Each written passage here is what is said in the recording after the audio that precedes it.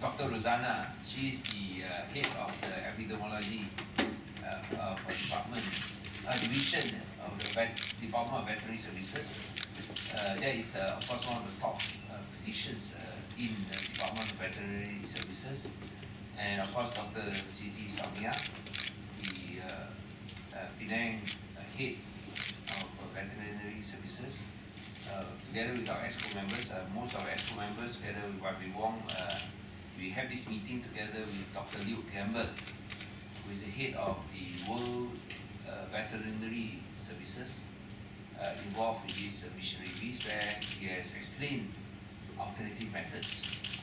Of course, there are alternative methods which we are very interested in would depend on the availability of vaccines. And Dr. Campbell has promised to make available these vaccines. Of course, we have to get Putrajaya to approve the importation or the coming in of the vaccines. And we are very pleased, and we want to thank Dr. Rosanna for coming for this meeting. At the same time, she will be arranging a meeting for Dr. Gamble to meet with Putrajaya, especially the Director General. I want to thank Dr. Rosanna for assisting in this meeting between Dr. Gamble and, of course, the Director General. Has informed us of the program that he has implemented in countries, some countries, especially those which are heavily infested with rabies, and that he feels that this is effective in not only preventing the rabies outbreak but resolving the problem. And the state government is open to this alternative approach, but as I mentioned earlier, it is contingent or is dependent on the availability of vaccines. So we are willing to collaborate with this effort to set up a team, work out the logistics, and plan out this mass vaccination that World Veterinary Services is proposing. Of course, that takes time. It can take any time between 3 to 6 months.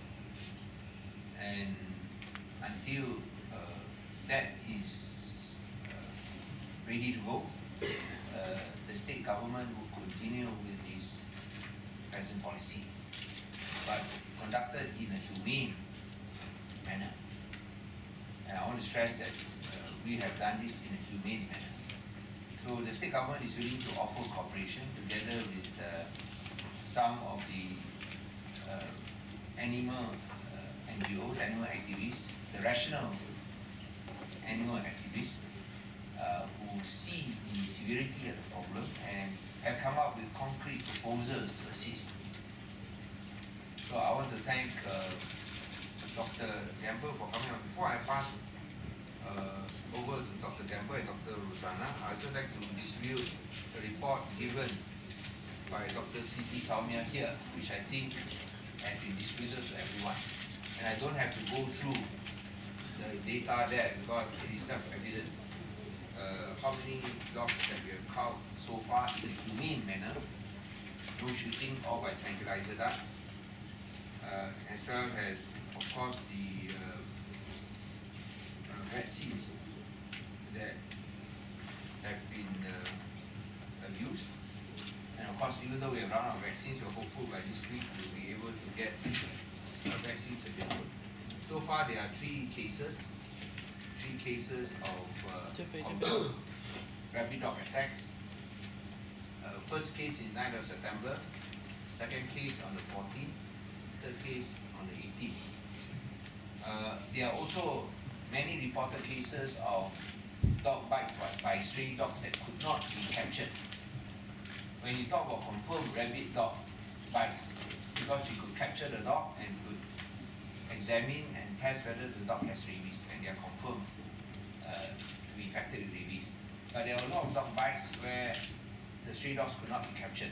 So we do not know whether they are rabies infected or not. And so far we've got 90 dog bites. 90 dog bites where the dogs could not be captured. And that's why I think we have to proceed in the interest of public safety and the interest of pet dogs with this approach. Dr. Liu Gamble definitely agrees with me that human lives are supreme. They should be given priority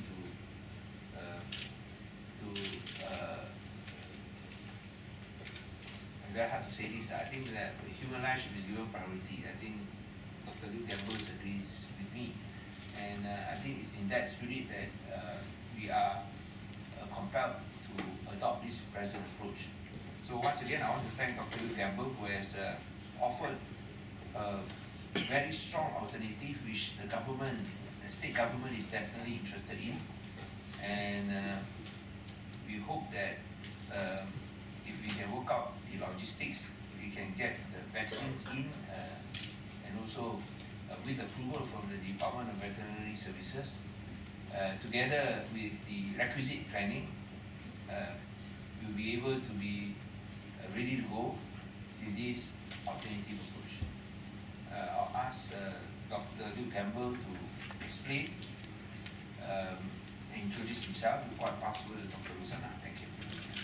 I found it very inspiring to be with the Chief Minister who clearly cares about his constituents so much, in dealing with this outbreak. And obviously the primary goal is for healthy people and healthy dogs in the state. And to that end, we're working together and collaborating on a very swift resolution of the problem, a structured WHO guideline policy and protocol to eliminate rabies within Penang. And I very much hope that within 6 months we can vaccinate 70% of all the dogs in Penang State, and that's a pledge which we will be utterly committed to achieving if it goes ahead, providing we can get the vaccines into the country.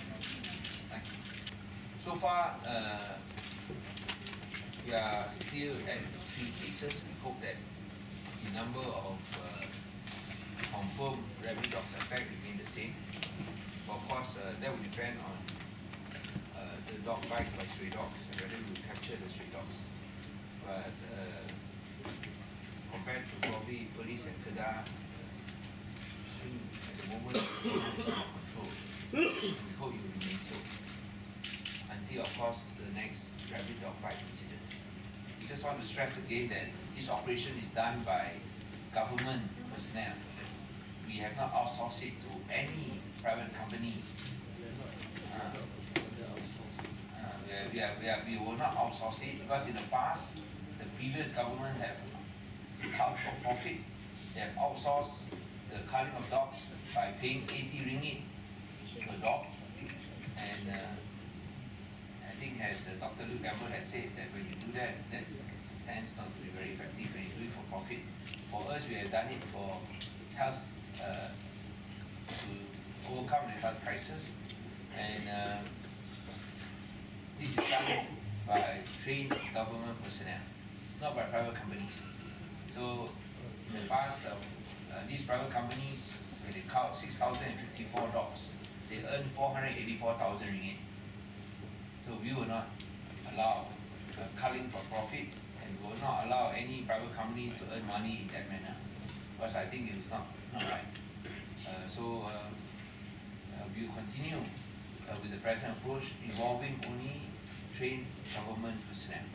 And as I said, to be done in a humane approach, no shotguns, all through tranquilizer darts. And any pictures of shotguns and other weaponry is not in Penang. It may be in other places, but it's not in Penang. So please don't spread these lies and misinformation about the Penang State government. Okay, any other questions? No, the federal is sending some vaccines. As Dr. Rosanna said that they are sending 750 vaccines. But we have also purchased, the state government has come up with our own money to purchase 5,000 vaccines. So we are serious about dealing with the crisis. And this is going to be a very long battle because it's not easy to restore Penang status or Malaysia status as a rabies-free area. So what about the 40,000 doses of vaccines? Will that be borne by the state or? No, that will be supplied by WBS. Because for us is basically priority is still pet dogs.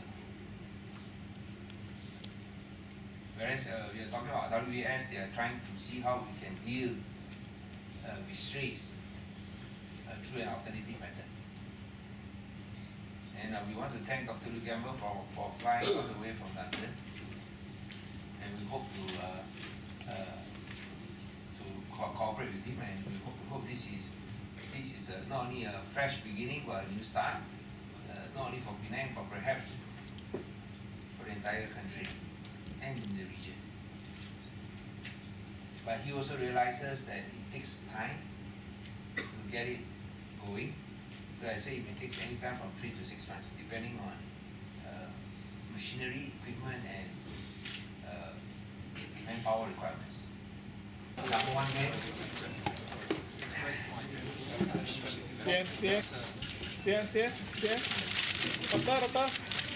No, they had especially in Britain.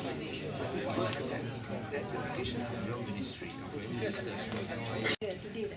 Yesterday ada ready habis lah. Sorry. Any other questions? If there are no questions, can we end the press conference? Thank you. I think it's also very late already. Center.